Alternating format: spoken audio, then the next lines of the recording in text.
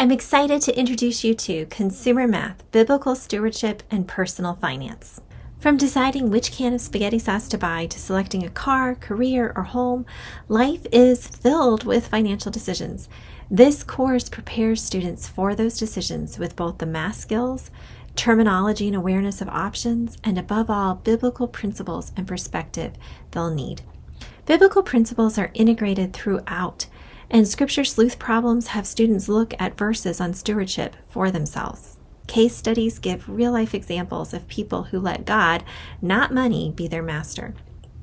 They're also taught biblical decision-making principles that can help them navigate the many decisions they'll face. And in your own life problems, give students a chance to apply what they're learning. The book is laid out in full color with colors used to help students follow steps. The material is streamlined and easy enough for non-mathy students, yet still in-depth enough to truly prepare students for what they'll face one day. The course also has an optional e-course that walks through the lessons, plus includes additional material like virtual labs, online quizzes and tests, and other additional content.